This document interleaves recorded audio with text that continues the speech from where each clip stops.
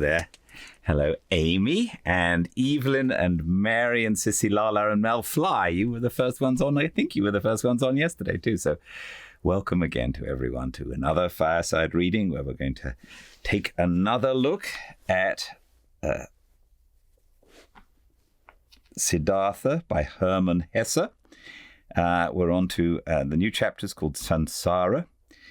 And it looks like we're about halfway through the book. So we've been reading for a week or so. So it's only going to be another week or so till we finish. Which means if you have any other suggestions, please send them in. And I'll sort of collect all the suggestions and see what we might do next. There's already a list started. And I sort of go through and try to work out the thing that would be interesting for me to read, and then hopefully we all will enjoy it too. Let's see what happens with the next reading of Welcome to a Fireside Reading of Siddhartha by Hermann Hesse. Chapter 7, Samsara.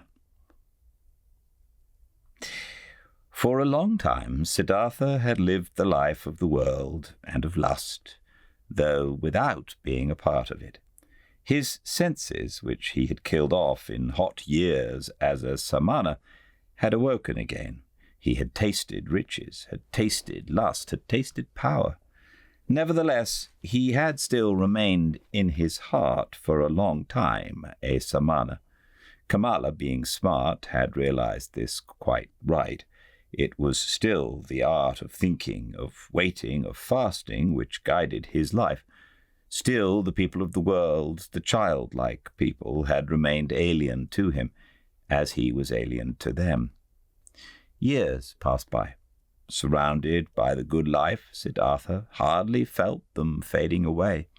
He had become rich. For quite a while he possessed a house of his own and his own servants, and a garden before the city by the river. The people liked him. They came to him whenever they needed money or advice, but there was nobody close to him except Kamala. That high, bright state of being awake, which he had experienced that one time at the height of his youth, in those days after Gautama's sermon, after the separation from Govinda, that tense expectation, that proud state of standing alone without teachings and without teachers, that supple willingness to listen to the divine voice in his own heart, had slowly become a memory, had been fleeting, distant and quiet. The holy source murmured, which used to be near, which used to murmur within himself.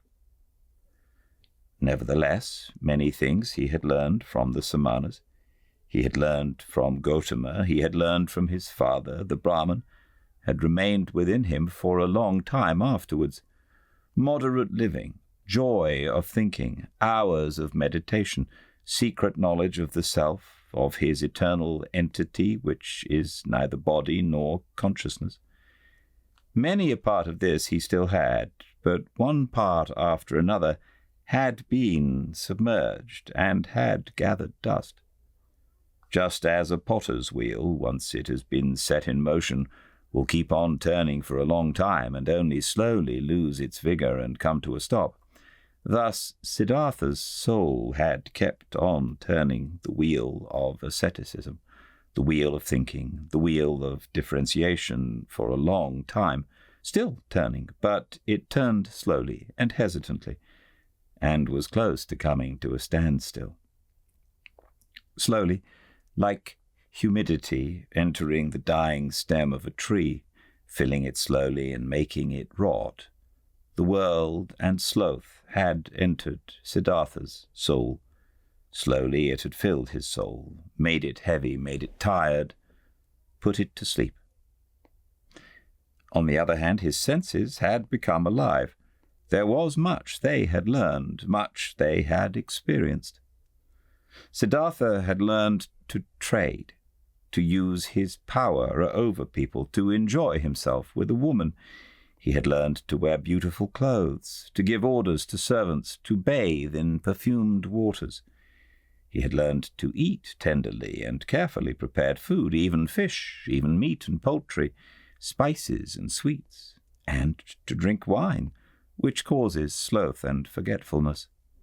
He had learned to play with dice and on a chessboard, to watch dancing girls, to have himself carried about in a sedan chair, to sleep on a soft bed.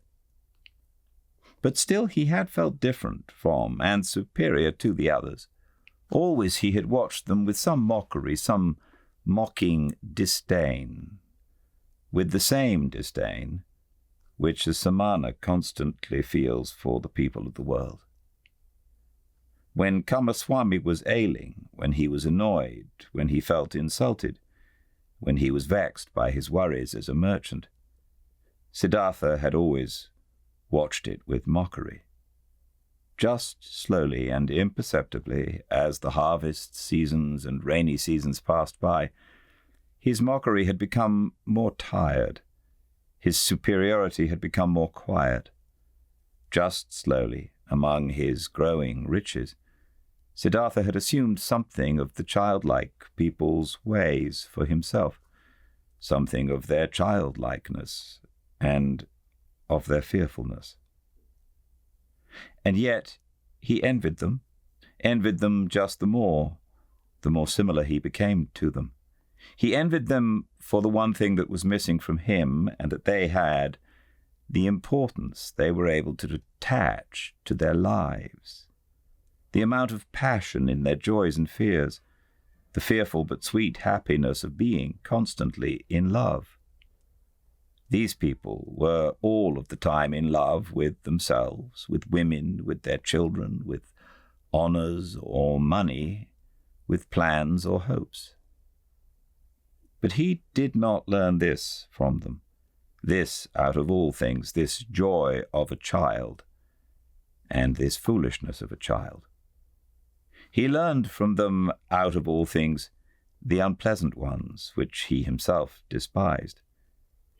It happened more and more often that in the morning, after having had company the night before, he stayed in bed for a long time, felt unable to think, and tired. It happened that he became angry and impatient when Kamaswami bored him with his worries. It happened that he laughed just too loud when he lost a game of dice. His face was still smarter and more spiritual than others, but it rarely laughed and assumed, one after another, those features which are so often found in the faces of rich people, those features of discontent, of sickliness, of ill humor, of sloth, of a lack of love. Slowly, the disease of the soul which rich people have grabbed hold of him. Like a veil, like a thin mist, tiredness came over Siddhartha, slowly getting a bit denser every day, a bit murkier every month, a bit heavier every year.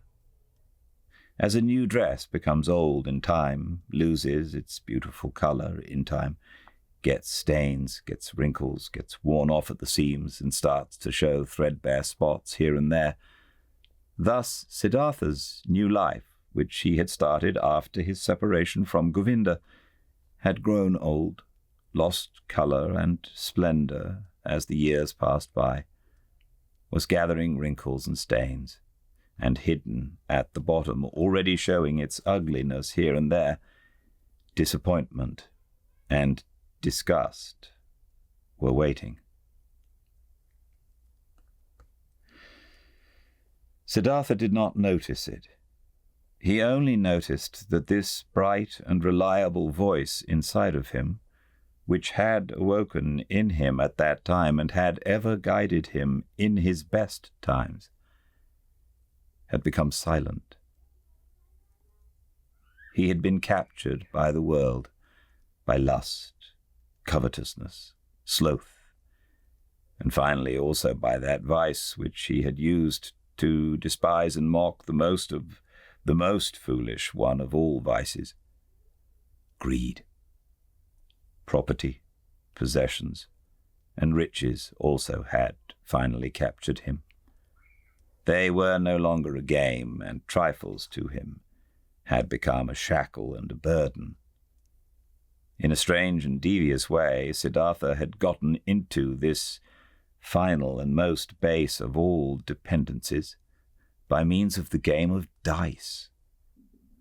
It was since that time, when he had stopped being a samana in his heart, that Siddhartha began to play the game for money and precious things, which he at other times only joined with a smile and casually as a custom of the childlike people, with an increasing rage and passion. He was a feared gambler. Few dared to take him on, so high and audacious were his stakes. He played the game due to a pain of his heart. Losing and wasting his wretched money in the game brought him an angry joy. In no other way he could demonstrate his disdain for wealth, the merchant's false god, more clearly and more mockingly. Thus he gambled with high stakes and mercilessly, hating himself, mocking himself, won thousands, threw away thousands, lost money, lost jewelry, lost a house in the country, won again, lost again. That fear, that terrible and petrifying fear which he felt while he was rolling the dice, while he was worried about losing high stakes, that fear he loved and sought to always renew it, always increase it, always give it to a slightly higher level. For in this feeling alone he still felt something like happiness, something like an intoxication, something like an elevated form of life in the midst of his saturated, lukewarm, dull life. And after each big loss, his mind was set on new riches, pursued the trade more zealously, forced his debtors more strictly to pay, because he wanted to continue gambling. He wanted to continue squandering, continue demonstrating his disdain for wealth. Siddhartha lost his calmness when losses occurred, lost his patience when he was not paid on time, lost his kindness towards beggars, lost his disposition for giving away and loaning money to those who petitioned him. He who gambled away tens of thousands at one roll of the dice and laughed at it, became more strict and more petty in his business, occasionally dreaming at night about money. And whenever he woke up from this ugly spell, whenever he found his face in the mirror at the bedroom's wall to have aged and become more ugly, whenever embarrassment and disgust came over him, he continued fleeing into a new game, fleeing into a numbing of his mind brought on by sex, by wine. And from there he fled back into the urge to pile up and obtain possessions. In this pointless cycle he ran, growing tired, growing old, growing ill. Then the time came when a dream warned him. He had spent the hours of the evening with Kamala in her beautiful pleasure garden. They had been sitting under the trees talking, and Kamala had said thoughtful words, words behind which a sadness and tiredness lay hidden. She had asked him to tell her about Gautama, and could not hear enough of him, how clear his eyes, how still and beautiful his mouth, how kind his smile, how peaceful his walk had been.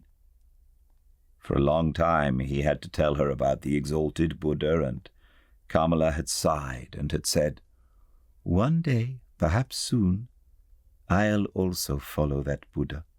I'll give him my pleasure garden for a gift and take my refuge in his teachings."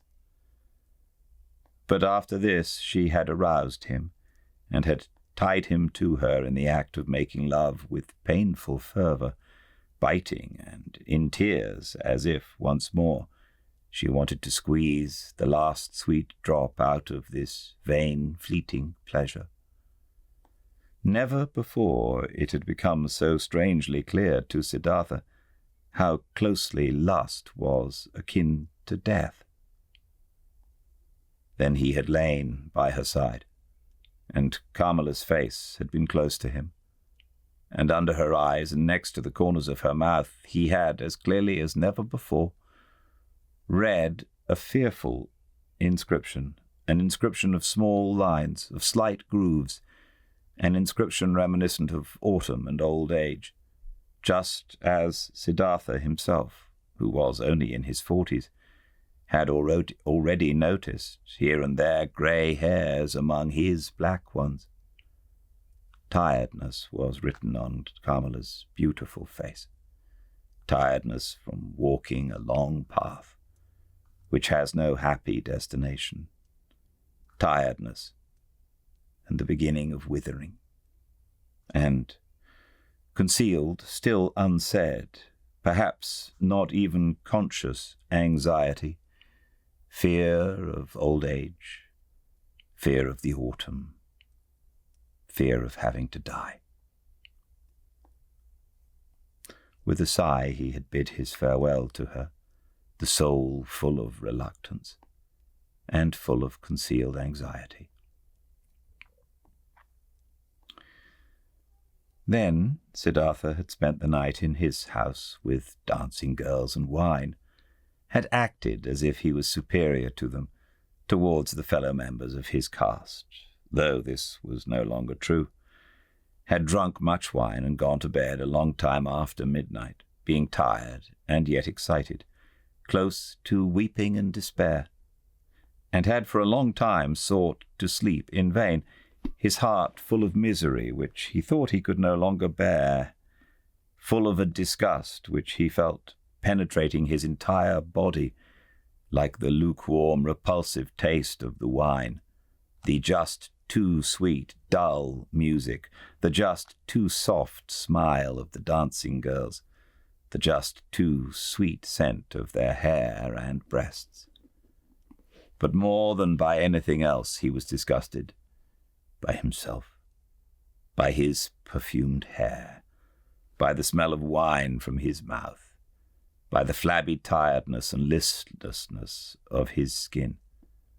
Like when someone who has eaten and drunk far too much vomits it back up again with agonizing pain and is nevertheless glad about the relief, thus this sleepless man wished to free himself of these pleasures, these habits, and all of this pointless life, and himself, in an immense burst of disgust.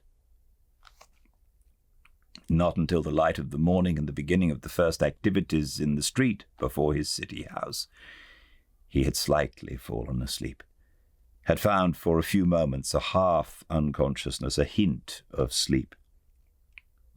In those moments, he had a dream. Carmela owned a small, rare singing bird in a golden cage. Of this bird he dreamt.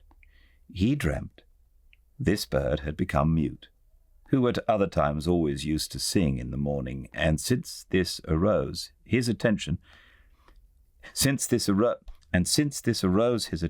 he stepped in front of the cage and looked inside. There the small bird was dead, and lay stiff on the ground. He took it out, weighed it for a moment in his hand, and then threw it away out in the street. And in the same moment he felt terribly shocked, and his heart hurt, as if he had thrown away from himself all value and everything good by throwing out this dead bird. Starting up from this dream, he felt encompassed by a deep sadness. Worthless, so it seemed to him, worthless and pointless was the way he had been going through life. Nothing which was alive, nothing which was in some way delicious or worth keeping, he had left in his hands. Alone he stood there and empty like a castaway on the shore. With a gloomy mind, Siddhartha went to the pleasure garden he owned, locked the gate, sat down under a mango tree, felt death in his heart and horror in his chest, sat and sensed how everything died in him, withered in him, came to an end in him. By and by he gathered his thoughts, and in his mind he once again went the entire path of his life, starting with the first days he could remember. When was there ever a time when he had experienced happiness, felt a true bliss? Oh yes, several times he had experienced such a thing. In his years as a boy he had had a taste of it. When he had obtained praise from the Brahmins, he had felt it in his heart.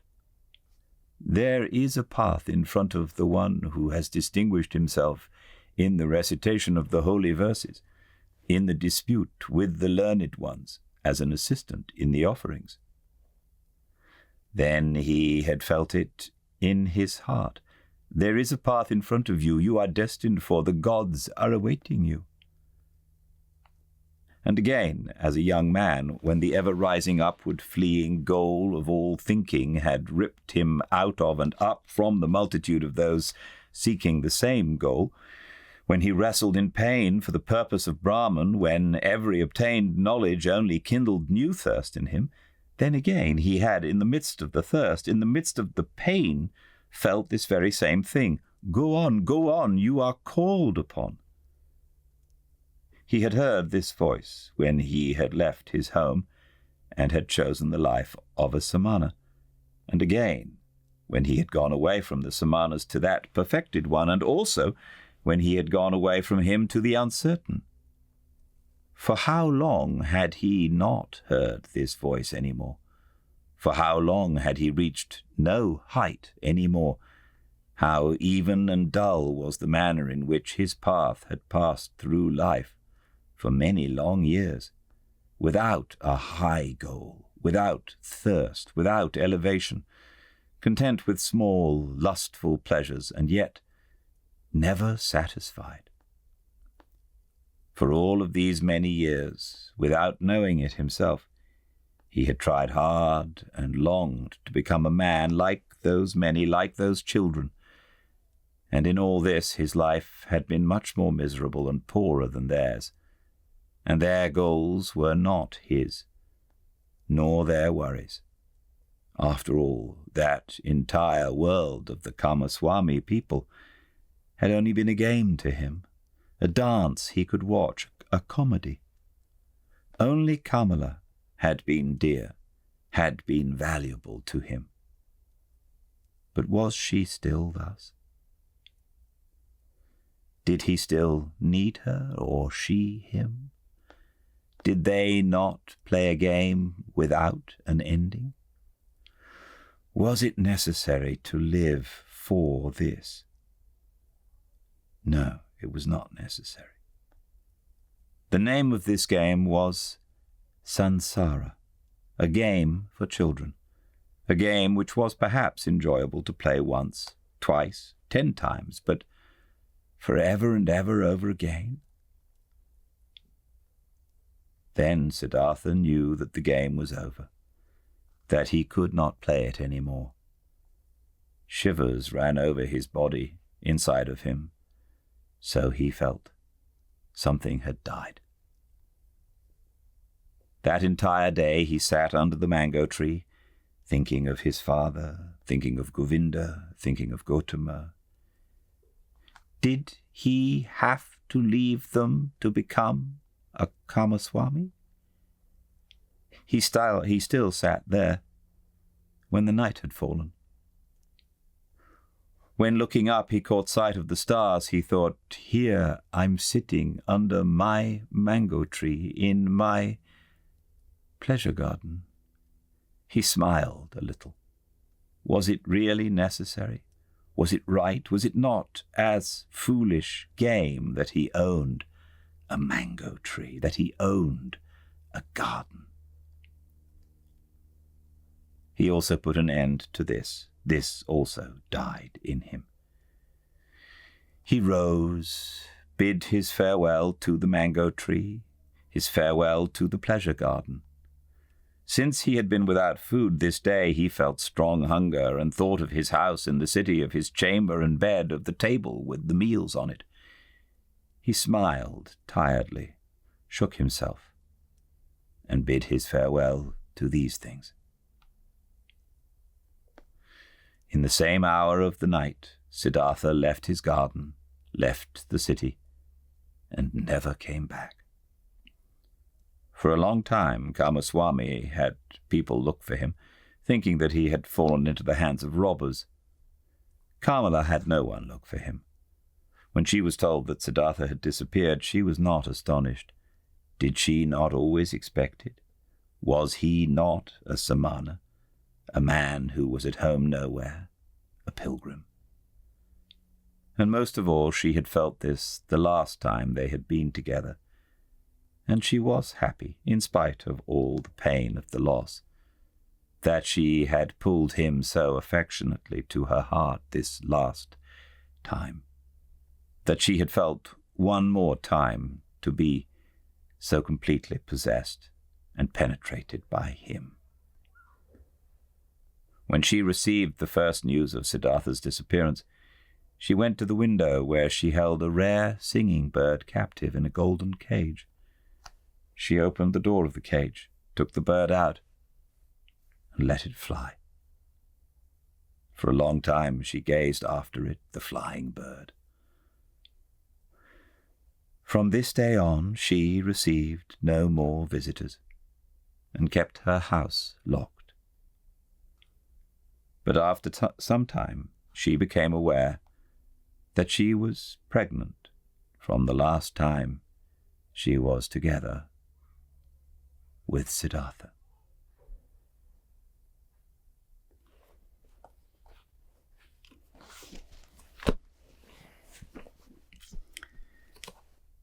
Well, that gives us a lot to think about. I'll see you all tomorrow, same time and place, 5 Pacific at Fireside Reading on Instagram for the next chapter of Siddhartha. But until I see you, everyone do stay very, very well indeed. Goodbye.